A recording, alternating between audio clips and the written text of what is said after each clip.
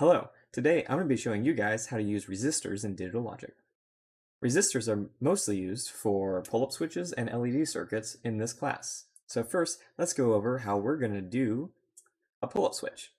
So let's just first, real quick, look over why we need resistors in the first place. So let's say we've got a basic circuit here. We've got power, we've got ground, and we've got an LED right there. Let's look what happened when the switch is open. So if the switch is open, electricity is going to flow from VCC and it's going to see this open switch right here. It can't get over. There's no way that electricity is going to be jumping over this gap.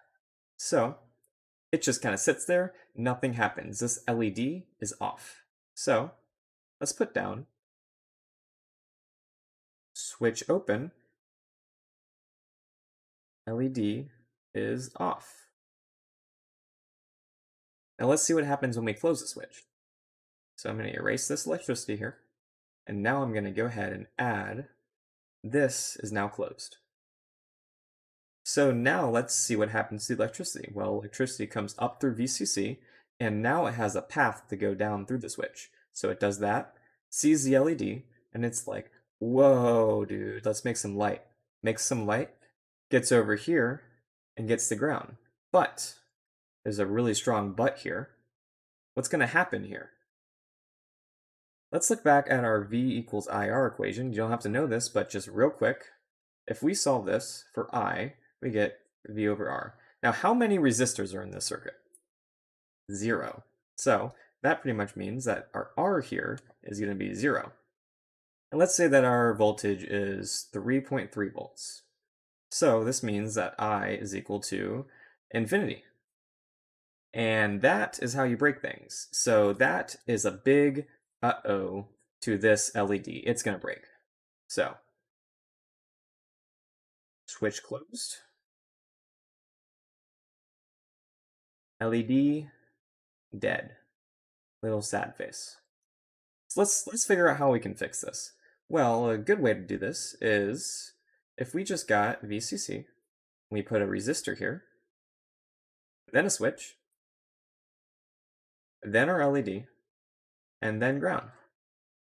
Well, as you can see now, this LED is not going to burn up because as soon as we close the switch, electricity is going to start flowing, but it's going to be resisted through this LED. So it's going to slow the current down. It's going to restrict how much current can flow through, and thus this LED lights up without breaking. So here, we can put that when the switch is closed, our LED is on. So let's say that we replace this whole diagram here. Let's see what happens if we want to instead replace the LED with some sort of sensor. So this is my big ol' sensor. So what happens when the switch is closed? Well, this sensor is going to see that there is voltage coming right through here.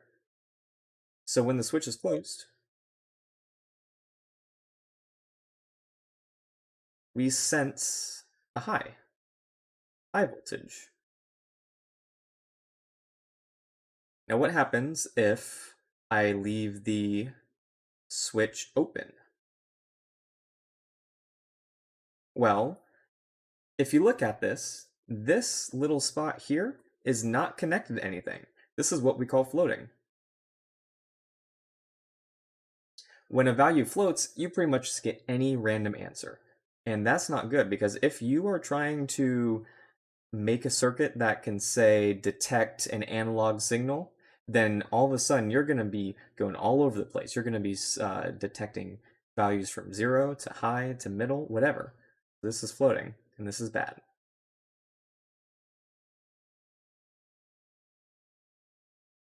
And that is where pull-up switches come in. Let's go ahead. Let's redraw this just a little bit. So we're going to have VCC here. And we're going to have our resistor coming through. And here is going to be our output. I'm going to label it with a letter now. So I'm going to label it A. Then I take a switch, pop it down right there. Ain't that lovely? So what can this circuit do now? Let's look at it with the switch open.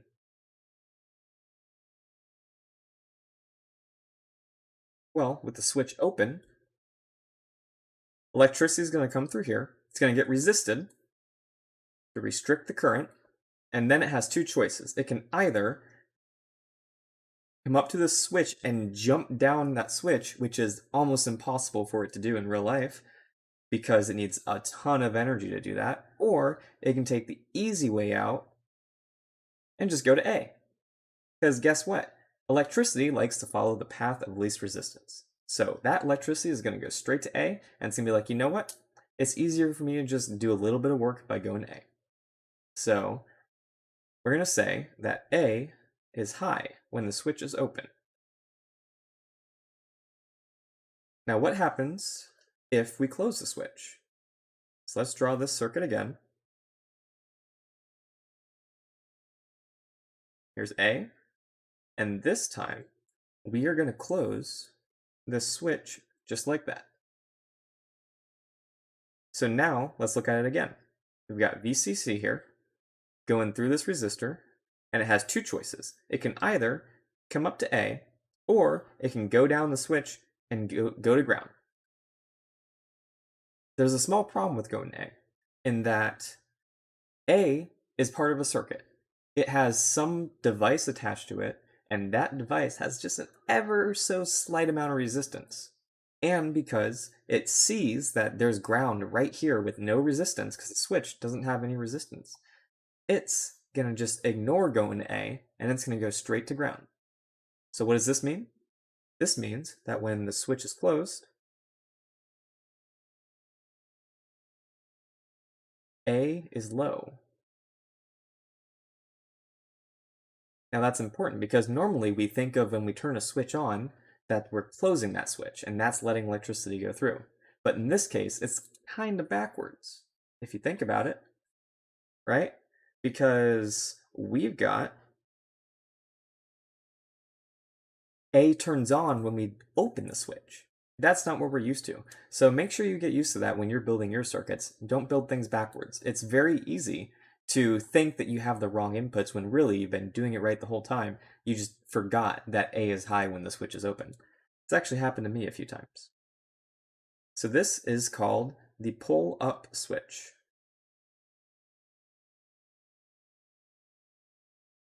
Why is it called pull-up? Well, because we've got VCC here, and this resistor is pulling the A value up to VCC. Now let's, real quick, go over what a pull-down switch is.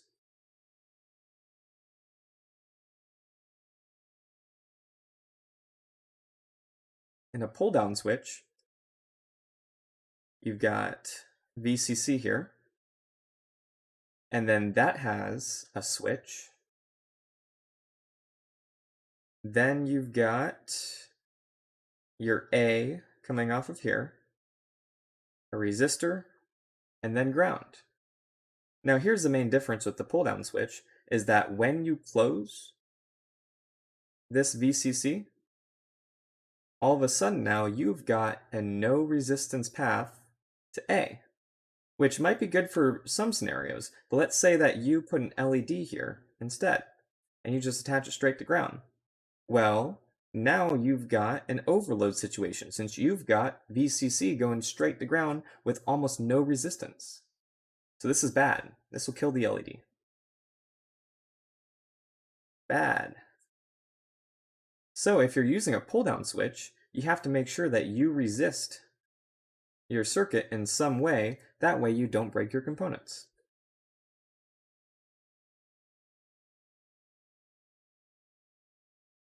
Now let's look at it real quick if we open the switch. If we open the switch, we're going to get that the VCC can't put out any electricity to the circuit because it can't jump across that gap. It's too big for it. So what's going to happen instead, this ground here is going to ground this whole entire part. It's going to like make it equal.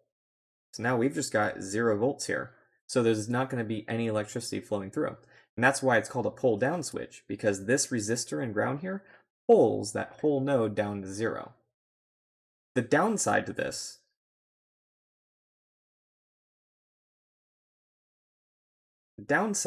is that you need 2 resistors for some circuits. For everything we'll be doing in this class, you're going to need 2 resistors for pull down switches, and that's why we don't do it in this class. In this class, we are like, hey, you know what? Let's do the 1 resistor method. That's easier to build. Just for completeness, when the switch is open, like this, we've got A is low. And when the switch is closed, we've got A is high. And as you can see, that's opposite the pull-up switch. But we're only going to be using the pull-up switch in this class, so that's all you have to focus on. Real quick, let's just go over how you would attach something to a pull-up switch. So let's make another pull-up switch here.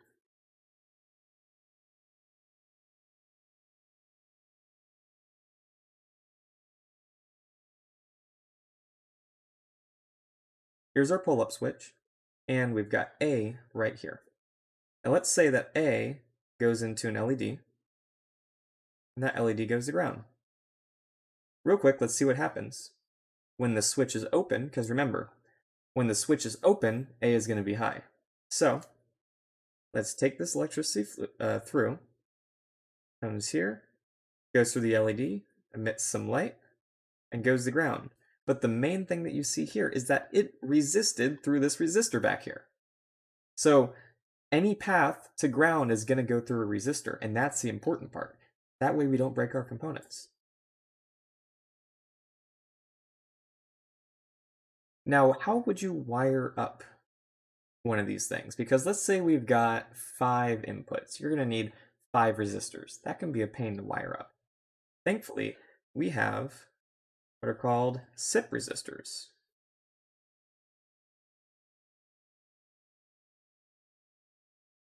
A Sip resistor kind of just looks like a long skinny thing with like 4 to 9 pins or something like that, just a bunch of pins on it, all in one straight line.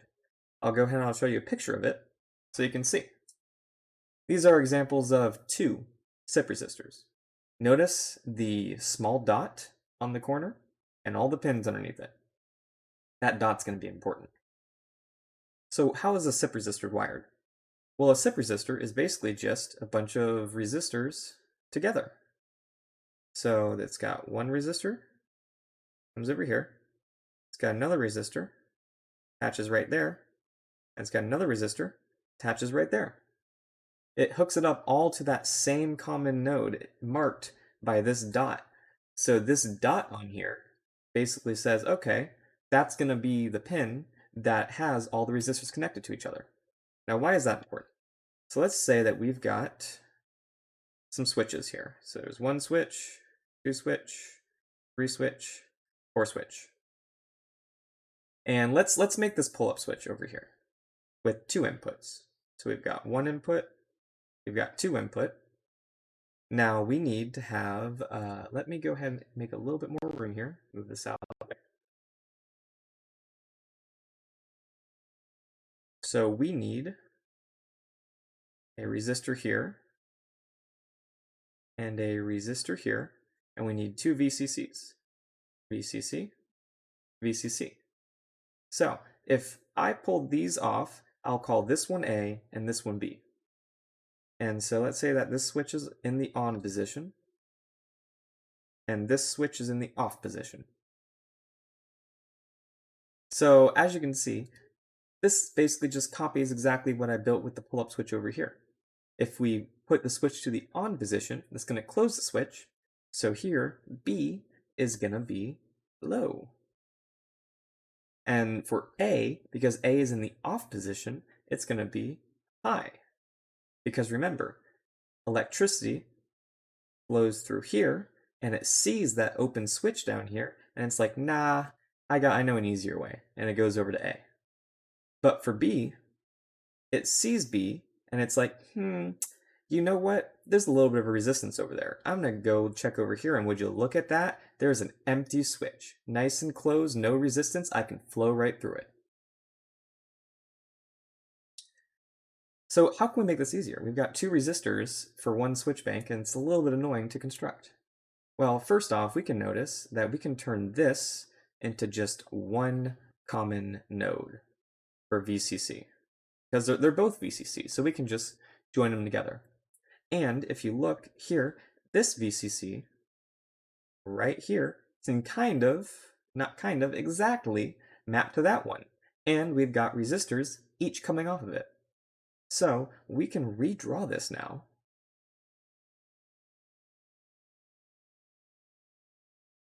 Look like this. We've got our SIP resistor here. It's going to have that little dot that I'm talking about. It's going to have VCC going into the common node. And then in this common node, there's going to be one resistor coming out of it, and then another resistor coming out of it, and that's going to go to each of those 2 lines for the input.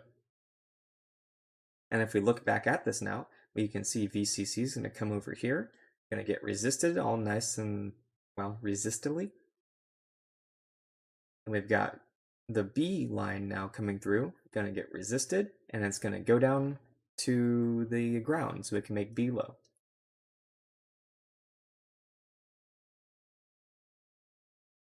Now that we've seen how to theoretically construct this, let's look at how it looks like in real life. Here is a full circuit, but for now, let's just focus on the left side over here with the switches. We can see that you've got 2 outputs here. I'm going to label this one A.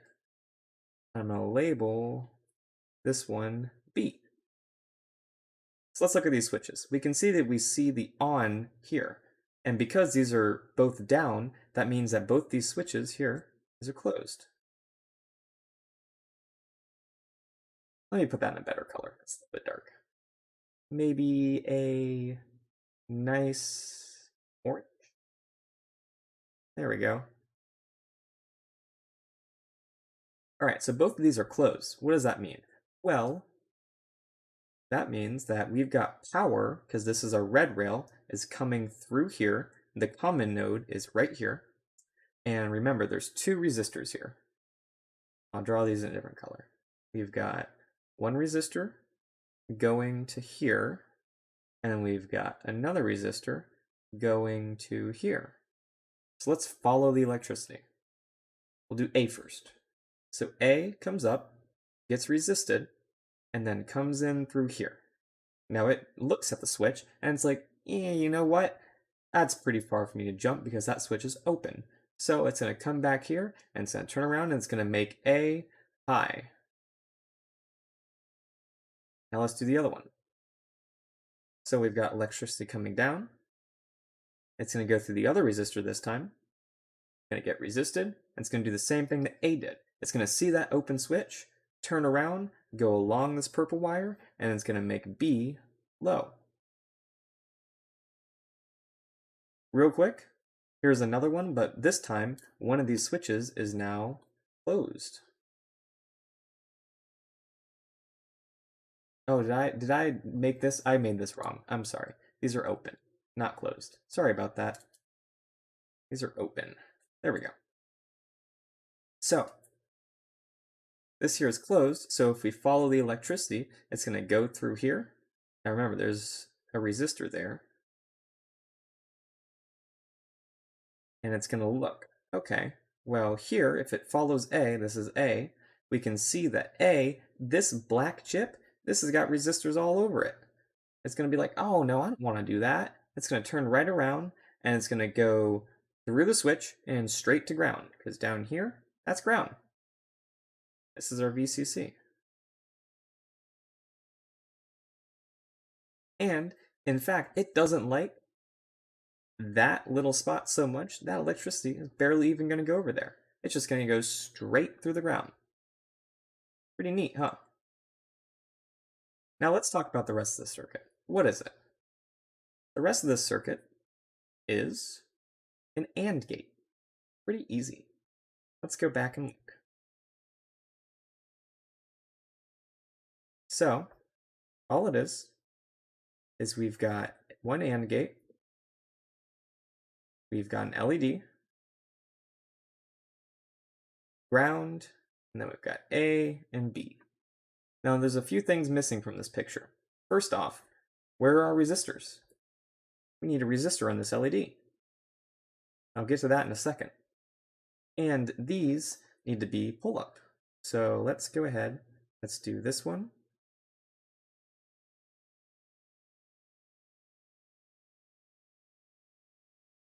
This is VCC here. We got another VCC. It's coming through, and it's like, whoa, goes underneath that one, and then makes a switch, and does that. So this one's A, and that one's B. So now we got resistors on this AND gate. But how does that AND gate actually work? Because if you think about it, kind of like in your head, you would think your intuition would be like, okay, well, it gets resisted up here, right? So electricity is going to come through here. It's going to do some wonky stuff in there, and it's going to go through, and we won't even need a resistor. But that's not true, because these things are a little bit more complex than that. If we look at a overhead view of one of these pins, or one of these ICs, what we got is we've got VCC coming into here, and we've got ground coming into that bottom right corner. And it's going to have all these little AND gates in here. So it's going to be like boom, boom, boom, and it's going to be like, I think it goes this way. Something like that. It doesn't matter where they are. All you gotta know is that there's AND gates in here. But how does this work? Really, what it's doing is there's a little controllable switch here, like that. And it's gonna either say, okay, you can choose from VCC, or you can choose from ground. And it's gonna flip-flop between them. You can think of it like one of those grandfather clocks. It goes back and forth and back and forth.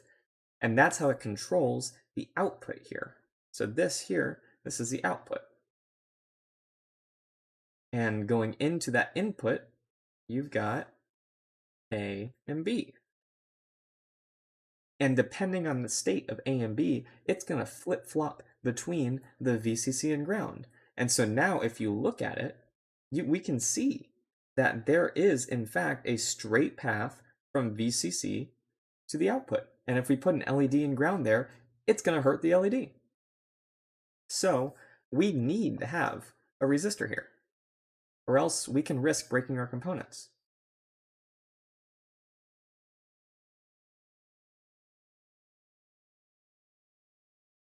Now let's go over the rest of that circuit and see if we can find those hints of genius. So let's erase some of the stuff we've already done.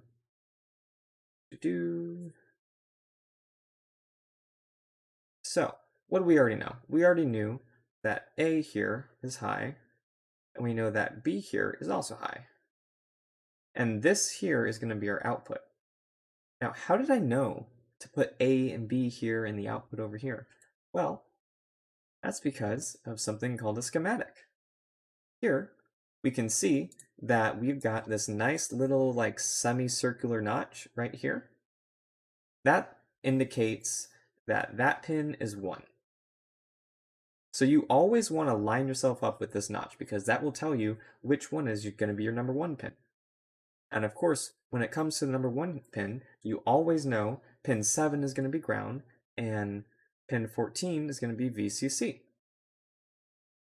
Knowing that, now, I took this little semicircle here and I went, oh, I know. That means that power comes in right here. This is VCC. It goes right in there. And I know that ground comes in right over there. Perfect. We got 2 of the pins done. Now let's look at the rest. So here, you can see there's 4 AND gates in here. So That means that if I want A and B to be a part of one AND gate, well, I can just choose A for this one, B for that one, and then just choose my output to be this one. Easy, because we can see here, that can be A, that can be B, let's say this is Y. Pretty simple. So, let's go ahead, erase that. Oh, it didn't get the eraser. Come on. So, because we know that A and B are high, if you think about the function of an AND gate, when it detects two high voltages, it's going to output another high voltage. So we can say that this output is going to be high. We've got that high output now, so that means it's going to start outputting electricity through here. But remember what I said, that electricity coming out of that is going to have very little resistance. So that's why I have this resistor here. Bingo! So this resistor here is going to take this current and it's going to resist it all over the place and then put it to ground. And there's even a little LED right here in the way. Look at that. And it's lit up. That's our circuit. Now one last little thing to note. See that little notch there? Little corner taken out of it? That means that that's the anode side of the LED. So this is the positive side, that's the negative side. And of course, LEDs can only flow one way. It's a type of a diode. So you always want to make sure that you've got electricity going in through this side of that notch, nothing else. Let's look at the other case here, where here I flipped this switch into the on position. So what is that going to mean? Well, that's going to mean that this is low and this is high. And of course, an AND gate, when it sees anything but two highs, it's going to be like, ah, man, you know what? I don't feel like doing anything. It's going to make the output low. And what does that mean? Well, it's going to be 0 volts. So this diode, this light emitting diode LED, not going to do anything. It's just going to sit black, and that's exactly what we see. I hope you guys learned something, and have a great day.